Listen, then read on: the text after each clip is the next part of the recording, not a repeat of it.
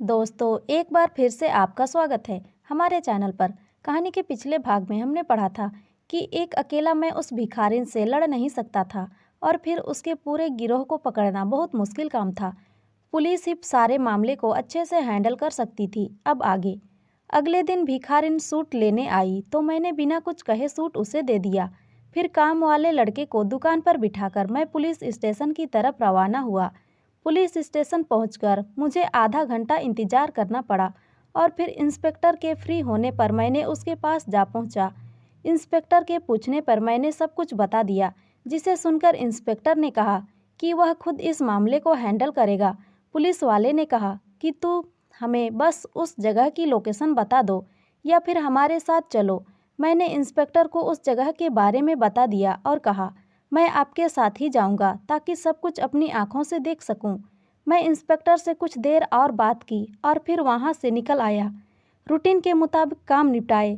शाम को इंस्पेक्टर का फ़ोन आ गया कि वह इसी समय वहां रेड करने जा रहे हैं ताकि जल्द से जल्द बच्चों को छुड़वाया जा सके और उसके माँ बाप तक पहुंचा जा सके। कहीं ऐसा ना हो कि उन्हें देर हो जाए और भिखारिन बच्चों को आगे कहीं पहुंचा दे। मैं उसी समय पुलिस थाने की तरफ रवाना हुआ और इंस्पेक्टर से जाकर मिला। इंस्पेक्टर पूरी तैयारी में था। 15 पुलिस वालों की टीम तैयार थी और फिर मेरे आते ही सब वीराने की तरफ रवाना हुए। रास्ते में वह मुझे मेरे बारे में भी पूछ रहे थे कि मैं कौन हूँ, क्या करता हूँ। तो मैं भी बिना कुछ छुपाए उसे अपने बारे में सब कुछ बता दिया। इस बीच वह मुझे जुर्म करने वाले लोगों के बारे में भी बताता रहा कि कैसे लोग एक दूसरे के दुश्मन बनकर एक दूसरे को नुकसान पहुंचा रहे हैं। अपने अपने फायदे के लिए दूसरों को मारना, लूटना, उन्हें नुकसान पहुंचाना बहुत आम हो गया है। वह कहते हैं ना कि अपना काम बनता और भाड़ में जाए जनता। मैं पुलिस इंस्पेक्टर की बातों से सहमत था। बातों बातों में हम उस वीराने के पास पहुंच चुके थे।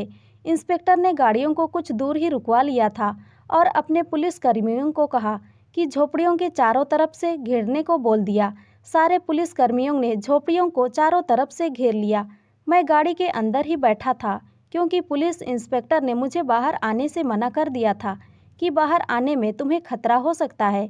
ऐसा ना हो कि घर के लोग हमला कर दें, ऐसे में तुम्हारी जान को खतरा हो सकता है। मैं भी गाड़ी के अंदर बैठा ही इन लोगों की कार्रवाई देख रहा था।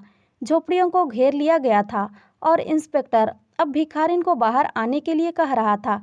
इंस्पेक्टर की आवाज़ सुनकर भिखारिन, वह बूढ़ी औरत और वह कम उम्र की लड़की बाहर आ गए थे। इंस्पेक्टर ने कहा, फौरन अपने आप को हमारे हवाले कर दो। वह तीनों कुछ परेशान सी लग रही थी। मैं दूर बैठा उनके चेहरे के हाव भाव को देख सकता था। भिखारिन हाथ जोड़कर इंस्पेक्टर से कुछ कह रही थी, लेकिन इंस्पेक्टर सिर हिला रहा था।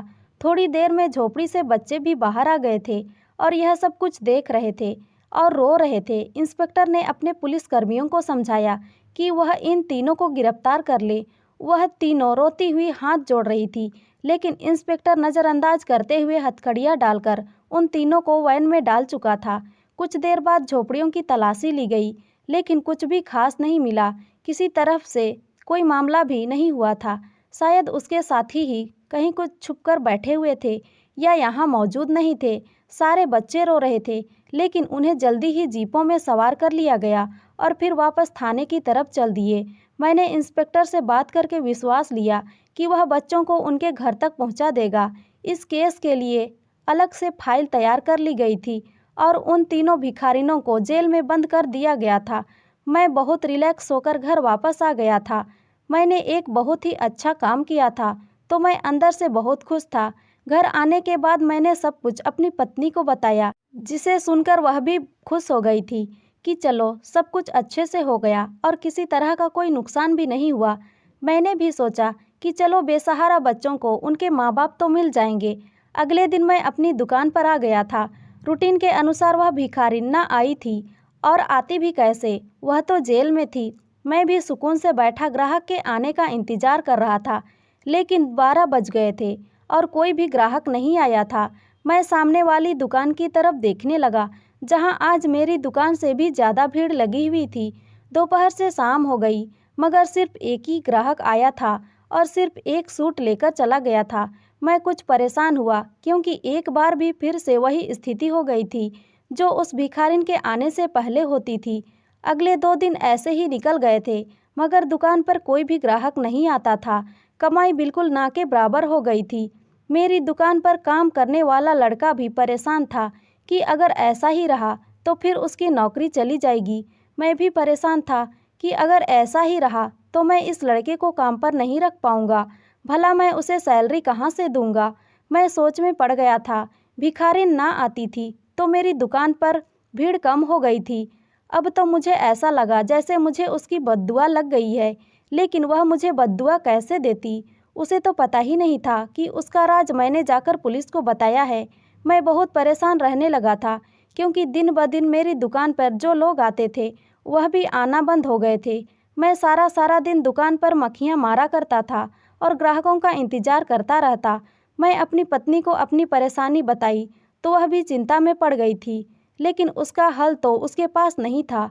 हम ग्राहकों को ज़बरदस्ती तो अपनी दुकान पर नहीं ला सकते थे। एक दिन ऐसे ही मैं इंस्पेक्टर को फ़ोन करके उसे भिखारिन के बारे में पूछा तो उसने बताया कि वह अपना मुंह खोलने पर राजी नहीं है। उसका यही कहना है कि वह सारे बच्चे उसके अपने हैं। उसके साथ उसकी एक बहन और बूढ़ी माँ है और वह भी यही कहती है कि वह सभी बच्चे उनके अपने हैं।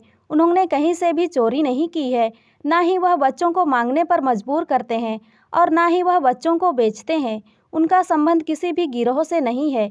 अदालत ने उन तीनों के खिलाफ सबूत इकट्ठा करने के लिए कहा है, लेकिन उनके खिलाफ कोई भी सबूत नहीं मिला। ना ही उनकी झोपड़ियों से कुछ ऐसा मिला है जिससे यह साबित हो सके कि वह कोई इस तरह का काम करते हैं। इंस्पेक्टर के मुंह से यह सब सुनकर मैं हैरान रह गया। मैंने पूछा कि बच्चों का क्या हुआ? क्या उनके माता पिता नहीं मिले? वह तो गवाह दे सकते हैं कि वह उनके बच्चे हैं या नहीं। इंस्पेक्टर ने कहा कि इन बच्चों में से किसी ने माता पिता का पता नहीं चल सका है। अखबार में भी एड दे दिया गया है, लेकिन अब तक कोई भी उनको लेने नहीं आया और वह बच्चे बस रोते रहते हैं और कहते हैं कि उन्हें उनकी माँ के पास जाना है। मैंने हैरानी से पूछा कि माँ कौन है?